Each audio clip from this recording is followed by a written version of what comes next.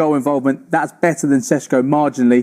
Sesko better when it comes to minutes per goal. And look at the XG there. His conversion rate is significantly better than Ollie Watkins over the course of the last 2 seasons. Those are the 2 seasons he's been at RB Leipzig. So plus 9.5 XG means he scored nearly 10 goals more than you'd expect based on the chances that have been created for him and the shots he's taken. That's Watkins, who scored 3 more than we'd expect. But he's still got a very healthy conversion rate. Last season, Manchester United's number 9 scored 4 goals in 32 Premier League matches in the form of Rasmus Højlund. I don't think you can blame him entirely. Still a young striker finding his way. But if United can do a deal for a striker, I think most United fans probably feel they need to sign a striker in this transfer window. Though Rasmus Højlund did look quite encouraging the other night against West Ham. There is definitely a player there.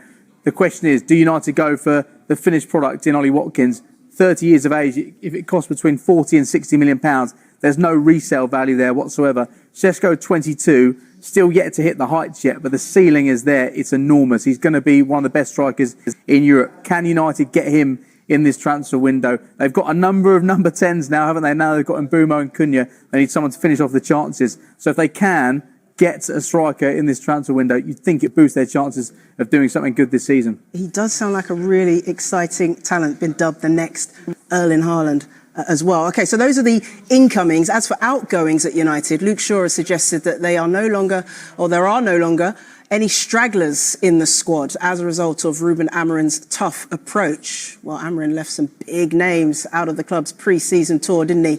Alejandro Garnacho, Anthony, Jadon Sancho, and Tyrell Malacia as well. Malacia, I should say. They all stayed at home, while Marcus Rashford has, of course, gone on loan to Barcelona. Let's hear from him.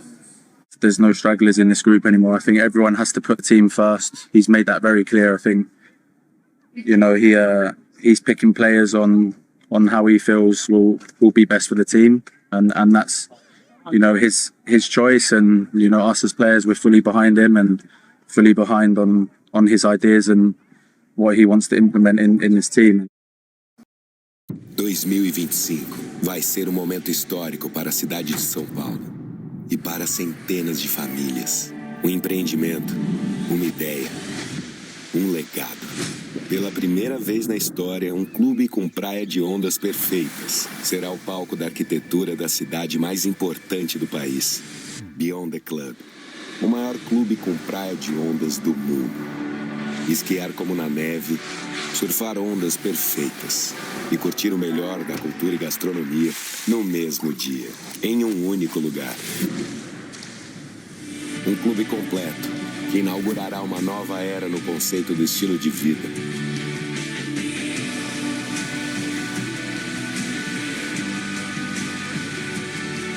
E você está esperando o quê?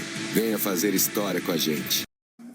Yeah, I think that's a good insight, isn't it, James? Will we see any more departures then from Old Trafford anytime soon? Because they've got players they want to get off their books. Yeah, I thought it was fascinating hearing from Luke Shaw there. I think he was talking about stragglers in terms of a mentality shift rather than pointing out the players who are not there right now with United on this pre-season tour, because there's 4 players who are training away from the first team, aren't there in the US right now. Alejandro Garnacho, Anthony, Jadon Sancho and Tyrell Malacia. Ruben Amorim suggested last week that none of the players would be sold for a cut price fee and they would be reintegrated if they're not sold.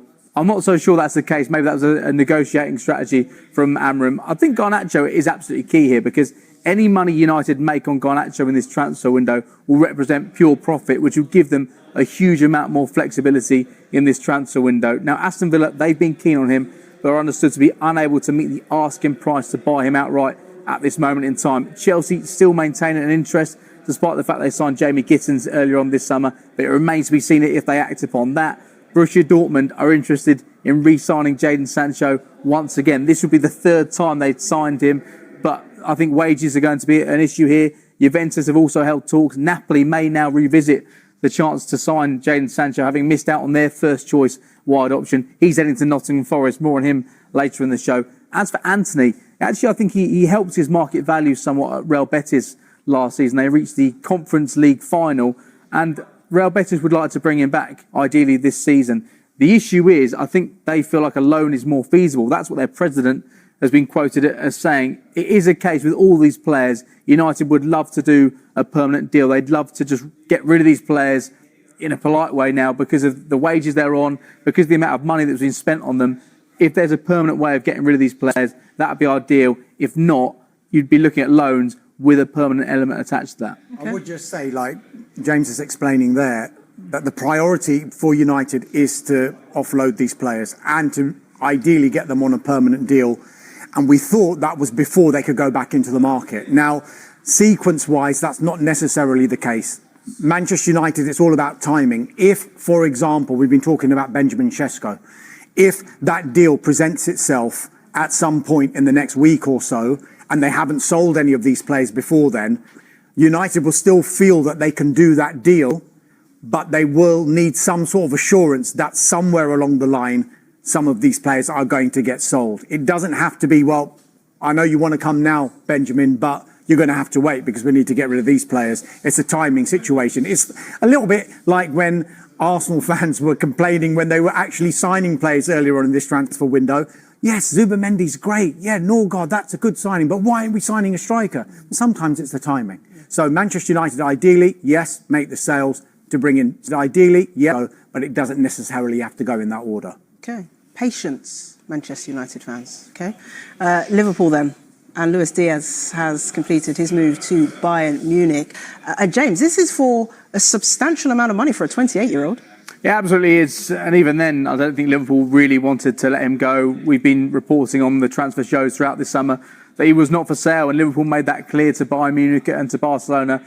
But they've reluctantly accepted for a number of reasons. A, the fee, £65 million. They think that represents his market value. And when you consider the fact he wanted to leave, he's been exploring moves elsewhere. He's 28, and there was little chance of him signing a contract renewal with 2 years left in his contract. It does make a lot of sense, and Liverpool are making a profit of around £22 million on a player who's given them really good service over the course of 3.5 seasons. He first spoke about wanting to leave last summer, but Liverpool held firm. They wanted to assess their options in the market and what they had. They didn't sign any players last summer, aside from Federico Chiesa, but now with the players they've been able to bring in, it does make sense, and that fee is so significant. In fact, only 7 players over the age of 28 have commanded a higher fee. And there's some big players on that list. I think it's been a really good summer as well, it is worth saying, in terms of Liverpool and player sales. They've generated already, when this deal goes through, which it has today, more than £130 million when it comes to Diaz, Gerald Quansah, Gavin Kelleher and Trent Alexander-Arnold departing. And Darwin Núñez looks like he could be a player. According to information gathered by Sky Sports, Manchester United has held initial talks with RB Leipzig regarding Benjamin Sesko. The 22-year-old has emerged as one of Manchester United's top targets this transfer window if they sign a striker. Exploratory talks have also been held with Sesko's representatives, and it is understood that while Manchester United is interested in signing him, it will not be a straightforward deal financially. Newcastle United is also interested in the player, but Manchester United is currently believed to be Sesko's preferred destination. Interest in Sesko is being driven by Director of Recruitment Christopher Vival, who is widely credited with scouting Sesko for Red Bull Salzburg when he was 16. United's interest in Sesko is long-standing. They have been monitoring his development for several years. While the focus is clearly on player sales, United has conducted due diligence on several strikers this summer. There have been talks with Aston Villa about Ollie Watkins, while there has also been tentative interest in Chelsea's Nicholas Jackson. However, the prices and structure for these players were deemed too high at this time. While Sesko would cost more than Watkins overall, it is believed that a more favorable structure could be reached with Leipzig. Sky Sports News has reported that Leipzig is likely to use Hugo Ekitike's transfer fee as a benchmark in negotiations for Sesko. Ekitike signed from Liverpool for an initial £69 million plus £10 million in add-ons. Sesko has a gentleman's agreement with Leipzig, and they will not stand in his way if a suitable offer comes in. The next Holland? What would Sesko bring to Manchester United? Leave your opinion in the comments.